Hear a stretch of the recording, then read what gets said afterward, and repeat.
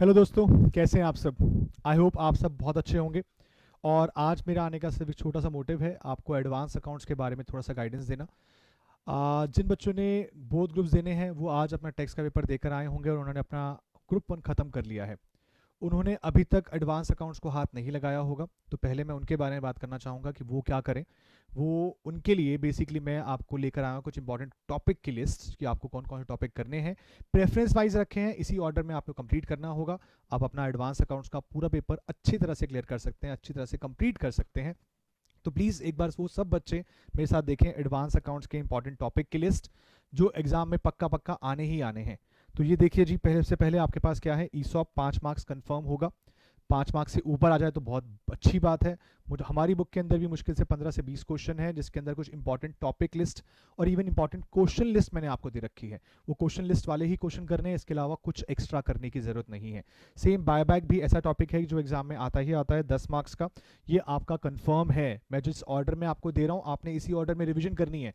मैं ये वीडियो इस वक्त पे इसलिए डाल रहा हूँ क्योंकि अभी तक आपने अपना रेस्ट कर लिया होगा और अब आप पढ़ने बैठने वाले होंगे। तो अब आपको ये लिस्ट मिल जाती है, तो आप इसी ऑर्डर में कंप्लीट करेंगे। ESOP, buyback, banking. और जो बच्चे मुझसे पढ़े, मैं क्लासेस में भी इसी ऑर्डर में कराता हूं ताकि एग्जाम के लिए दिक्कत ना आए। तो ESOP 5 marks, buyback 10 marks, banking और एनबीएफसी साथ साथ निपटाइए 10 से 15 मार्क्स के अंदर। उसके बाद लिक्विडेशन में जो मुझे उम्मीद है वो एलएफएस की है 10 मार्क्स तक की। बट ये नहीं है कि आप बाकी टॉपिक को छोड़ दें, लेकिन ये है कि आप इसकी प्रेफरेंस दें। मैंने एलएफएस के इंपॉर्टेंट क्वेश्चन की लिस्ट दे रखी होगी, आप उन्हीं क्वेश्चंस को करेंगे तो बेटर रहेगा। ये देखिएगा, मैंने आपको एलएफएस के लिए जो इंपॉर्टेंट क्वेश्चन की लिस्ट दे रखी है वो ये क्वेश्चंस हैं। अब देखो, इस वक्त पे बैठकर आप सारे क्वेश्चन तो नहीं कर सकते ना, तो कुछ कुछ क्वेश्चन आपको इनमें से हाथ से करने होंगे। सारे आप ऑब्वियस सी बातें नहीं कर सकते, लेकिन जो क्वेश्चन आपको लगता है कि अच्छे क्वेश्चन हैं, इंपॉर्टेंट हैं, जो आपने पहले करते हुए इंपॉर्टेंट मार्क कर लिए थे, तो वो जरूर करिएगा। ठीक है, बाकी क्वेश्चंस का भी आपने देखना जरूर है। एक दो क्वेश्चन हर टॉपिक के उठाकर हाथ से करने हैं। सारे क्वेश्चन इस वक्त पे आप इंपॉर्टेंट क्वेश्चन लिस्ट के नहीं कर सकते, क्योंकि ये बनाई गई थी करीबन 200 प्लस क्वेश्चन के रिगार्डिंग। और ये 200 प्लस क्वेश्चन जो थे अब आप नहीं खत्म कर पाएंगे, क्योंकि आपके इस बार एएस बहुत ज्यादा हैं। नवंबर 19 के बाद नवंबर 20 में पेपर हो रहा है, और इसके बाद से ग्रुप 1 का पार्टनरशिप और 4 अकाउंटिंग स्टैंडर्ड भी उठकर इधर आए हैं। तो आपके पास टाइम कम है और काम बहुत ज़्यादा है। तो प्लीज़ ध्यान रखिएगा, जिस ऑर्डर में मैं आपको बता रहा हूँ इसी ऑर्डर में करिए। ईसॉप, बायबैक, बैंकिंग, एनबीएफसी, करीबन 30 मार्क्स आपका कवर हो गया। और ये मुश्किल से मेरे को लगता है कि आज आप करेंगे ना, तो ये आपका अब 7 साढ़े 7 बजे हुए हैं, ये आपके 12 साढ़े 12 तक निपट जाएंगे। यानी कि 30 मार्क्स आज कंप्लीट करके सो सकते हैं आसानी से आप। उसके बाद मैं आपसे बोलूँगा कि कल सुबह उठकर, या फिर अगर आपके पास टाइम है, आप रात को लेट जागने वाले हैं, तो आप लिक्विडेशन को खत्म करिए।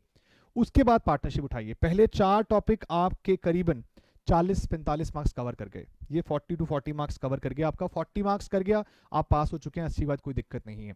और अब कल सुबह अर्ली मॉर्निंग उठकर, या फिर आज जैसा भी आप करने वाले हैं, लिक्विडेशन खत्म करने के बाद आप पार्टनरशिप को उठाएंगे।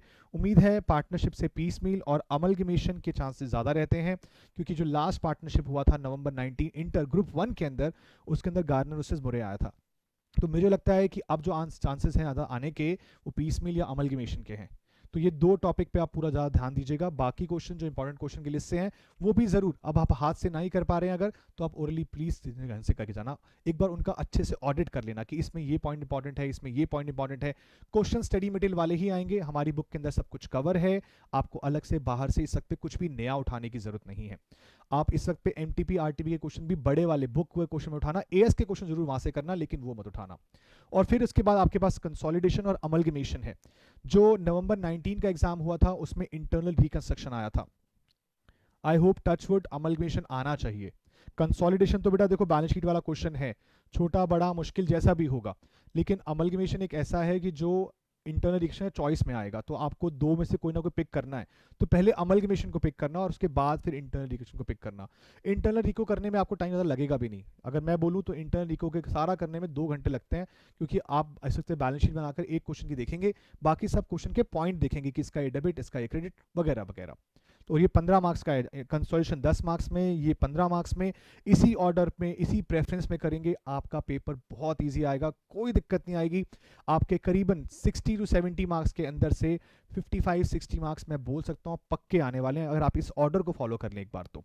उसके अलावा बेटा बचा आपके पास अकाउंटिंग स्टैंडर्ड, क्योंकि यहाँ पर अलग से कोई खास थ्योरी नहीं आएगी। जो थ्योरी आनी होगी वो इन्हीं चैप्टर से आएगी।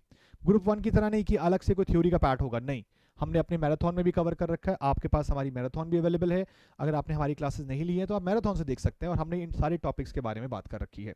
तो बेटा 4, 22, 19, 24, 7, 20 ये मेरी फर्स्ट प्रेफरेंस के एएस हैं, जिनको आप अच्छे से करिए। इनके अंदर से देखो 3 3 6 लिखे हुए हैं, 6 में से 4 आ गए तो मज़ा आ जाएगा ना। तो आप पहले से और जो आप अभी करोगे वो ज़्यादा अच्छा कर पाओगे।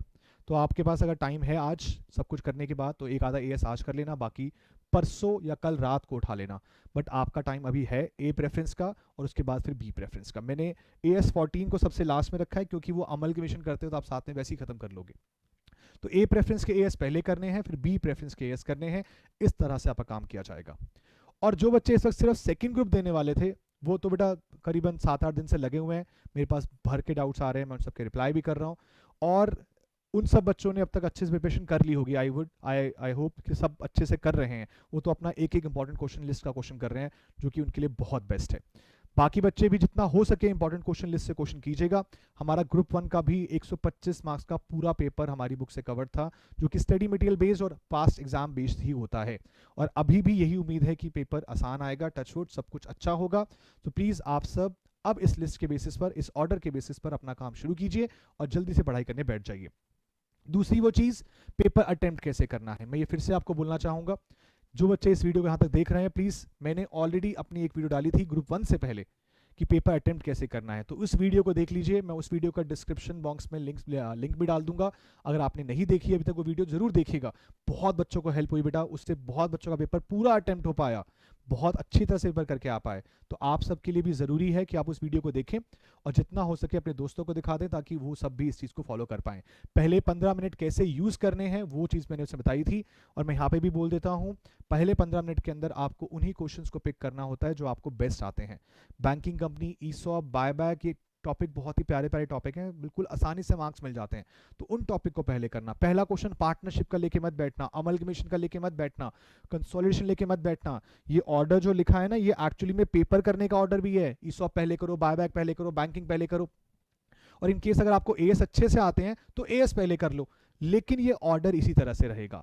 जितना आप इसको फॉलो करेंगे उतना आपके लिए बेस्ट होने वाला है। So guys, all the best.